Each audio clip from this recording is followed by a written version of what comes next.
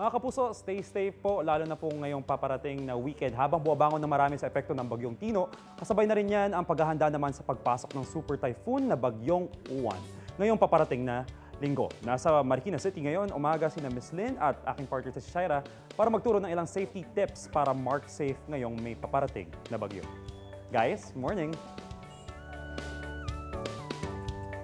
Yes, good morning. Hi, partner. Good morning. Balik tayo dito sa Barangay Malanday sa Marikina City. As you can see, we are surrounded by yung mga tao. Gising na po sila. Naglabasan na silang lahat. Oo. Yan. Pero talaga ang ginawa namin dito ay inikot namin. Hindi naman inikot, pero dinaanan namin yung mga bahay Yeah. dito. At nang napansin namin, talagang matataas na yung mga palapag ng mga bahay dito. Kasi nga, Miss Lynn, tuwing binabagyo nga daw, talagang umaapaw daw yung tubig dito. At sabi nila yung Undoy ba? Tama? Particular nung Ondoy at saka yung Ulysses, Ulysses. nung mga bagyong yon, talagang ang taas, hindi nila in-expect na ganun kataas aakyatin. Because on a regular day, pagka merong ulan, minsan umaabot na hanggang tuhod. Hanggang Yung problema tuhod. na yung tubig dito. Tapos nung nag-overflow yung creek, hanggang third floor ba naman ang inabot? Imagine. Eto, sobrang taas na nito. So, inabot pa rin ng hanggang third floor yung baha. Imagine, meron pa bang, ang hirap, di natin alam kung may Ang mabubuhay pa hirap. ba ng ganung lagay ng ano. Yun Di ba? nga. Nakakatakot talaga. Kaya naman ngayong umaga, nandito kami para mamaya kasi, di ba, tuturuan natin, may eksperto tayong makakausap. Yes. Magbibigay tayo ng serbisyong totoo. Meron tayong mga safety tips dito. At saka syempre, Yan. paano nga ba gumawa ng mga makeshift na yung maaaring makatulong sa inyo at makasalba sa inyong buhay. Tama. Kapag ka nangyari yun na inaanod, di ba? Marami inaanod Yes, talaga ng oo. baha. So, ayan, yung pwede yung gawin sa mga, nakikita nyo na sa inyong mga tahanan. So, Tama. mamaya i-demo yan sa atin ni Sir Louie. Yes. At syempre, meron din tayo pamimigay ng mga go bags na talagang makakatulong po ito.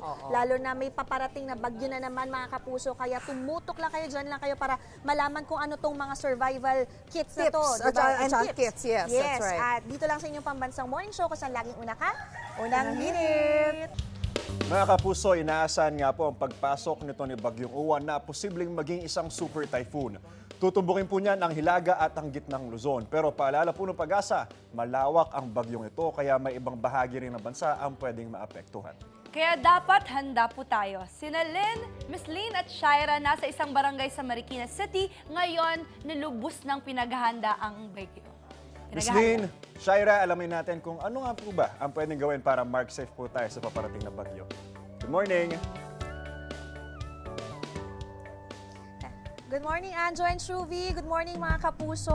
Ngayon, nandito pa rin nga kami ngayon sa Barangay Malanday, dito sa Marikina City. At ngayon, nakatabi kami dito. Nakatayo kami sa tabi ng creek sa Libis, Bulela. Yes, that is right. Yan yung creek sa pagitan ng Barangay Malanday at saka Barangay Tumana. Etong creek na to, remember, nagka-Undoy, nagka-Ulysses, umakyat na ng todo-todo, hanggang third floor ng mga bahay dito, inabot ng Yes. baha. Now, on regular, yung mga regular na ulan lang. hanggang tuhod Hanggang tuhod naman. So pa talagang din. walang, kumbaga, kailangan talaga nila ng tulong. How do Laging you handa. combat Kasi that? din, Miss Lynn, di ba katabi din nila yung Marikina River. Yes. So imagine yung creek, umaapaw yung Marikina River, tumataas din. So hindi talaga may iwasan na pasukin yung mga bahay nila ng tubig baha. Oo nga, isipin mo lang kung nakatira ka sa ganyang klaseng lugar, paano?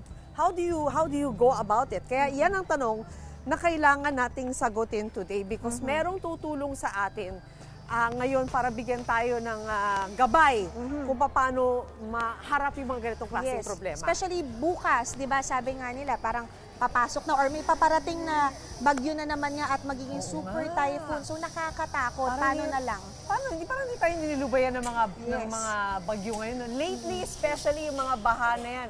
Alam naman natin na hindi tayo pwedeng umasa muna kasi maraming ghost projects na nangyari. So, huwag tayo umasa muna sa ganun. Kailangan, we have to depend on ourselves first. Now, speaking of houses dito sa Malanday, itong house na to, nakikita nyo, 4-story house to ha. 4-story house. Because nga, like we said, hanggang third floor inabot yung baha nung nagka-Undoy at nagka-Ulysses. Correct. Kaya ngayon kakamustahin natin ang ilang residente dito. Ito siguro dito na lang Pasukin Miss Lynn, natin pasukin itong bahay natin nila, to. oo. Kamustahin natin sila kapag... Hi! Good morning! Yan, hello po, good morning! Okay, good morning. Kuya, ano po pangalan natin? Elizar. Elizar. Elizar. Gano'n po katagal kayo nakatira sa bahay na ito? Since 2023, ma'am. 2023. Okay. Pwede lang po ba kami Okay. pumasok? Kami sa loob. Ayan, bibisita lang po kami. 2023. 203 pala, 203. 2003. 2003. Oh, ang tagal Sabi ko, na. Okay. 2003, medyo ilang taon? Naku, ayoko nang ma- Basta 2003. More than 20 years na kayo natin. 22 years. 22 years. Within those 22 years ba, talagang 4-story na to? O, Ay, hindi pa. Ano yung Tinaas-taas. una? Yung una talagang, kuwan lang ito. Ito lang, first floor lang First muna floor. nang lumipat ko para makaiwas lang sa pagpangupahan. Oo. Tapos, nung mga may nakakaluwag-luwag, naging second floor, tapos naging third floor, hanggang ng 2023 yun, naging fourth Yun floor. Ano yan? In-adjust nyo ba yan? I mean, pinataasan nyo dahil sa baha din? Yung Oo, kalagayan nito? isa na yan po, ma'am. Ah, okay. Hindi nyo po ba naisip na umalis? Kasi katabi nyo yung creek, nakakatakot Ay, yun. hindi po. Hindi naman po. Kasi sa experience namin dito sa paninirahan namin dito, nakukuha na rin namin kung paano namin kuhanin yung baha na yan. Kung paano tulungan ang sarili niyo pag may baha. Paano that's makasurvive kami sa mga ganun. Okay. At Pero syempre, Mare, di ba, kailangan pa rin natin ng tips minsan ng tulong. Oo po. Oo, at para dyan, kasama natin ngayon si Louie Sir Dumi. Louie Dumi. Sir! Hello. Sir Louie Dumi. Good morning, good morning, Good good morning, morning good po, morning. ang Nice to director see you po ng again. Emergency Center Incorporated po. Yes. Ayan. Thank you, thank you. Sir, Sige. ayan, sir, Kasi baka nanay din, oo. Ayan, si Hi, Nanay. Nanay, apo. Ayan, baka pwede niyo po kaming matulungan. Ano po ba ang Yes. mga dapat gawin na pwedeng available dito sa bahay para Correct. ano mo yung maging ligtas ka lalo na Yes. may paparating na bagyo. Yes. May I commend din, no? Na kami siguro, masabi, expert. Pero, salamat. Iba talaga itong mga nagsusurvive, namubuhay, nakasama Oy. itong peligro na ito palagi. Iba na sabi mga, ba't nila kayo umalis pero natutunan nila? Yan yung mga talagang survivor. Yan yung mga expert. At saka home, kasi this Yes. is their home. Yes. Mahirap din talaga. Ang akin to, hindi yan para sa baha. Yan. So, ang ginawa natin, nakita kong technique na ginawa nila Ano was, po? Patingin po. sige. sabi kasi nila, pag may hudyat na ng abot hanggang tuhod, Okay. kaya nilagyan natin ng tape. Tape. Saan po Banda yung tape? sa ano, Pakita okay, po kuha tayo natin. ng tape. Okay. So, Bandang tuhod daw. Okay. So measure nila yung tuhod, Tuhod. dito. Oo. Pag nandyan, yung tubig, alam na agad nila na akyat na itong mga gamit. Iakyat na. Iakyat na nila yung okay, mga gamit. okay. So, Hanggang yan, tuhod, okay. yes. So, yun yung hudyat nila. So, kung sino maiwan dito, yun agad yung marker nila.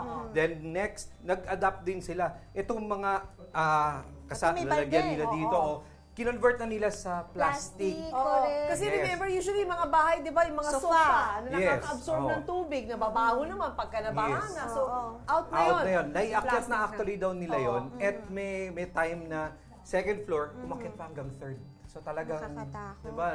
Okay. Oo. So, for more info yan, meron tayong Go Balde natin or emergency Go balde. Balde. Oh. Wow. I-balde Okay, natin yung tawag namin dyan noong una.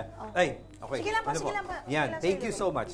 Yung balde natin, siyempre ito yung pinaka-bit-bit natin kapag may sakuna. Okay. Dapat kayang-kaya nating bitbitin. So Okay. inside the Go Balde, some techniques na nandito is, yes, meron tayong salbabida. Oh, open na natin. Oo, para kung mabilis na hindi yung- natin, kung hindi ko ina-advise talaga na lumusong ko pa sa baha. Remember, moving water ito. But kung hindi talaga may iwasan, nilikas ka kasama ng balde. Yung technique po dito, lalagyan na to ng hangin, then yung balde po ang ilalagay dyan. Kailangan mag-floating yung balde with you. Yes. And Okay, then, that works. yan ang langoy mo. Oo. Tama. Para maitawid mo yung supplies mo. So, yan. Ano naman ang mga supplies ang kailangan natin Yan. sa loob? Okay. May mga radyo. Ay, Okay. yan yung kinakrank, Yes, no? Hindi na crank. kailangan ng baterya. Crank hindi dito, mo kailangan i-change yes, yung baterya. solar, Ay, okay, na may may ilaw, ilaw. at ang pinakapaborito ng lahat, USB charger. Ayun. Nako!